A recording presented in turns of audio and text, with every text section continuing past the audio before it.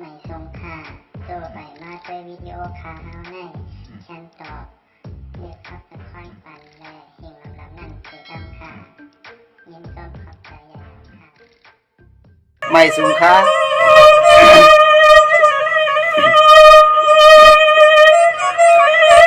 สองว่าเมื่อในจุมาเสียงสองว่าเมื่อในจุมาเสียงปันแห่งคือเสือวัดหน้าเหนือเมืองไตให้บ่ได้เหมือนเสียเลี้ยงไผ่กว่าไตสองแมงเลี้ยงตัวตังคุณ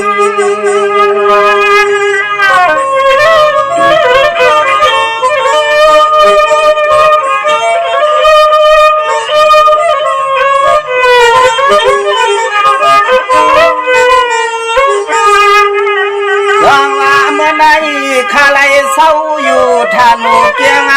มายาใจจะจุ่มปิดจุมาน้องเฮาให้บ่ได้กัดจินสายาใจขายอนมังกลาสว่างเจ้าใจคุณ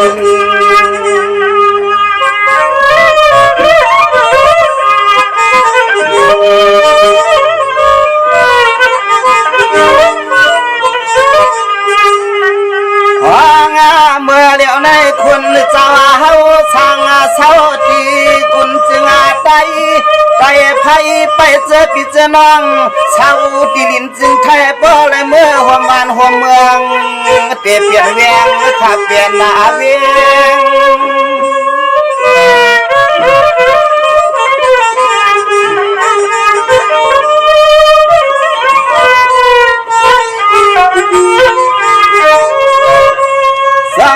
จะให้บ่ได้เมื่อนั่งทางใส่มังไทยยามองไม่ให้เพื่อจินา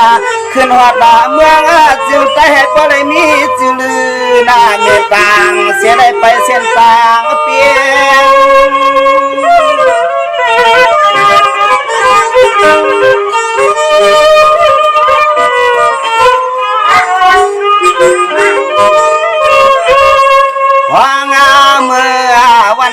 ตัวก็เป็นน้องใจขายนาจอยสู้เจ้าสองเจ้ากุ้มนางเสียเลยจันคือเดาปีล้อน้องเฮาจะเจอไปวันไปเวียงสั่งเสาทุ่งเมืองเพื่อนปังเอื้องบ่เจ้าสองเจ้าเปี้ยเสียจริงซ้ำที่ได้ขึ้นอุกขึ้นเบื้องหินจึงไต่เฮาขาเขตจังก่อนหินจึงไต่ใหญ่เฮาขาเจอเลยก่อนขส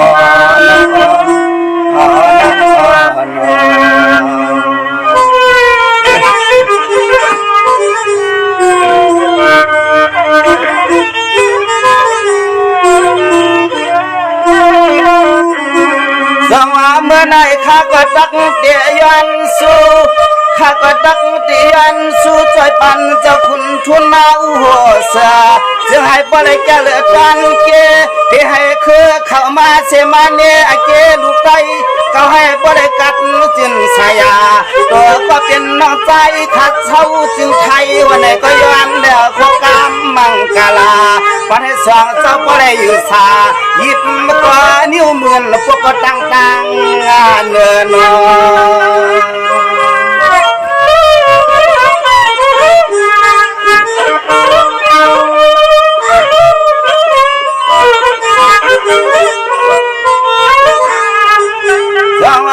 ก็มาปาฏิโหเสือและเสือเผือกวันไหนก็จึงให้พ่อไหลจันติดลูกใจให้พ่อจึงกัดหน้าและสายามีสตางกว่าหรือก็นั้นลาวเลย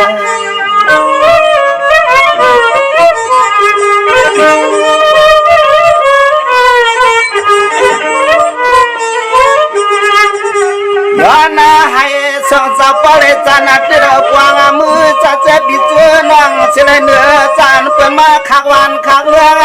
เปียกินตับเรื่องจึงไปเขาให้จานเข้ามาสั่งเสาจึงไทยในก็เจอสองสาวปเลอดเดือดกวางมือวันขึ้นปองลินไตขาลินหน้าไต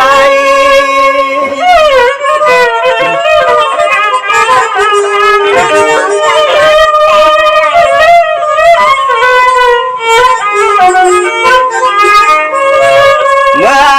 ฏิสูตรเรื่องถึงกาต้นกาปฏิเสือเผือกในหัวเสือเสือให้ปล่อยแก่เลือดตันต่างเมื่อนางทางมองเต้นางว่าเสือให้ปล่อยกัดแคมมาแค่เสือได้เสือเปียกันกูยิงใจ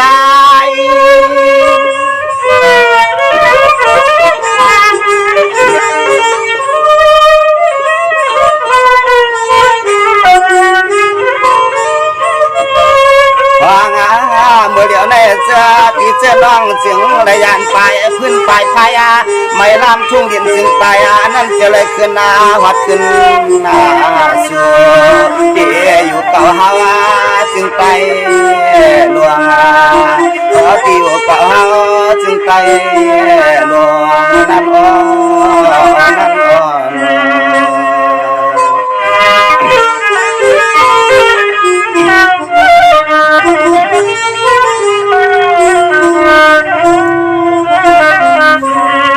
สองปฏิใจเฮาสองปะสองภายหน้าปฏิใจเฮาสองปะสองภายลิว่ายักเตจะเจอปีเจอน้องสักจึงไทยก็ตอนเมืองแค่ติดกันจะเจอปีเจอน้องจึงเลยยานไปเฮือนไปเลยออกเลยจะให้พอเลยมือเยืออยู่เจลินจึงไปอันเฮ็ดเจียงเมื่อวันอ่อนน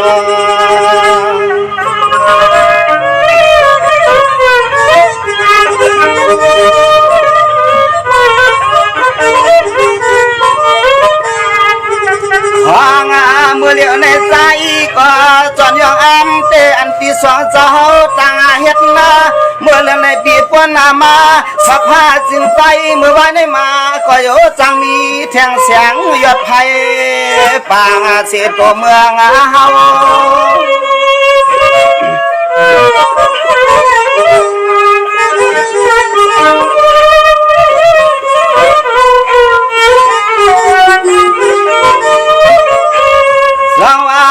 ปะเตียหัวเสือและเสือเผือกเปกาพี่น้องเฮาก็จะเลยอยู่เปียวกินสาตอนตาเมื่อวันนั้นในเตตีเลยกัดจึงแคมชาเหมือนเส้นตาทางมาเสียเลยอ่านเศร้า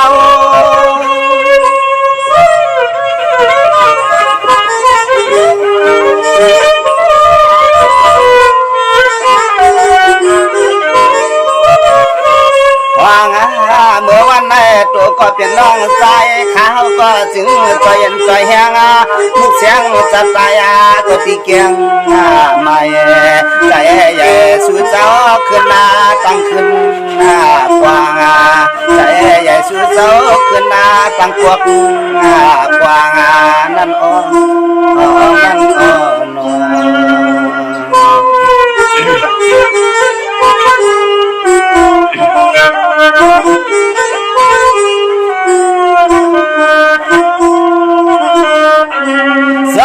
เจ้าเปลี่ยนเจ้าสองปะสองภายหน้า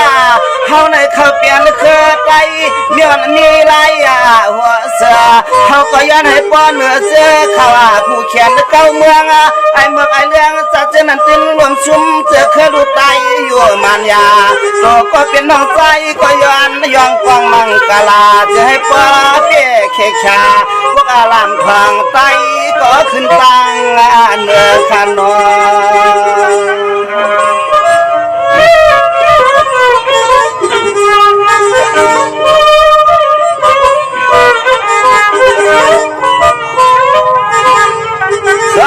ปีละน้อเฮาเขาเส้นยันหยาดผ่านเสถานาทานุติโอเมืองเก่าว่าไหนก็มุ่งมองไปเขียงโยตาเสียเดี๋ยวในมือเปียวจอมก็จะเคยไม่โหเสื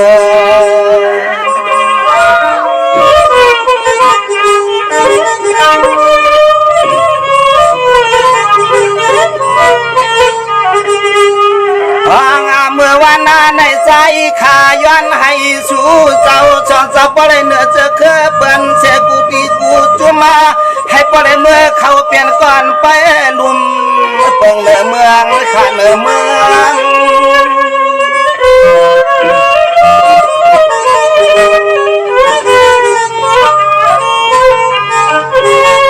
ฟังว่าในก ก็ปฏิโหเสือเลยเสือเผือกนำเสือเจือนตาเลือกหัวนาใกล้เลปีนาเสือนั้นน่าเจอหน่อยจะให้ปอเปียกเขาไว้ในแต่อย่าให้ลองปางเถื่อง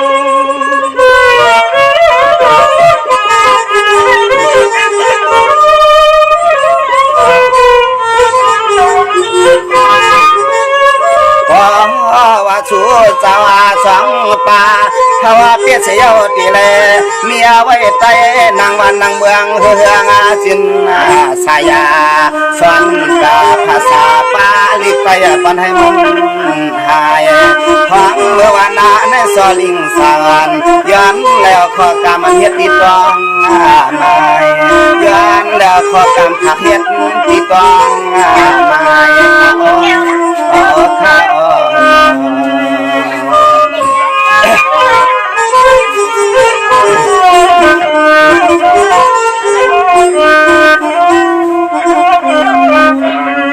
สองเมื่อในขัดดีสู้ปันย้อนในสองเจ้าอย่าปีเปลี่ยนอันตัวงาสุมาจะให้ปอได้มีเสียเคยไตหลีกไตเมื่อใจเมื่อคือในสันในลุ่มกุมกับเมืองไตให้ปอได้เลี้ยงให้เหมือนเรียกไผ่ใจสายาใจข้าวก็ย้อนไผ่ขอกามจะแบ่งกาวางขอวางคนก็ใจสั่งก็ได้ผิดหน้าวันลอ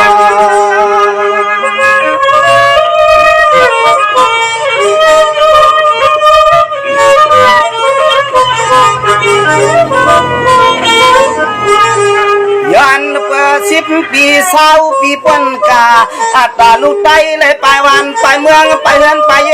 ไปลูกไปเมหมป้าก็ปลอเมียมาตาวันเมืองอันเฮาสู้ยามไม่เมาวัน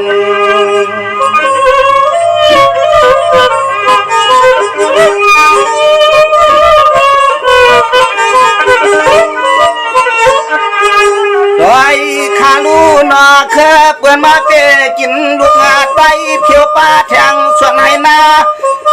เยอะข้าตีมุงตีเฮือนตีเอซ้ำก็ไม่ป้าลูกเมน่าเหลือสับแต่ข้าเหลือสับ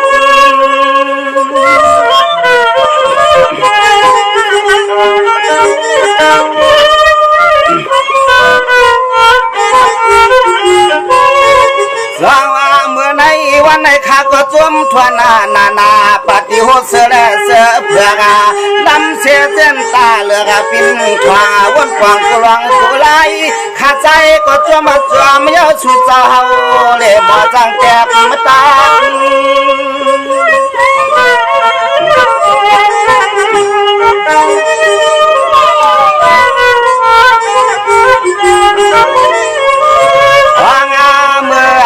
ในใจ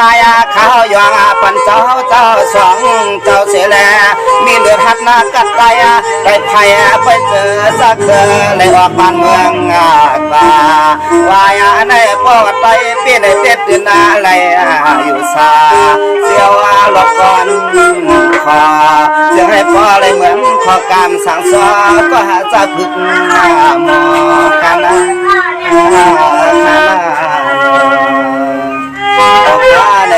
ห้องวักผักก็ถึงไอ้ปัญญาปฏิเต้าตั้งสองมาสองขายเนี่ยให้ออกเปียเจอเครื่องปฏิกรรมนั่นคือพี่น้องเปียวเขาเจือนอยู่เช่าอยู่เมืองวันให้เจ้าไรเมืองหัดมือถือดีอยู่ตามเช่าวันเก่าเมืองหลังนั้นกูก็ปฏิกรรมค้าย้อนชูให้เจ้าเขาออกเปียเจกรรมดีครับสุ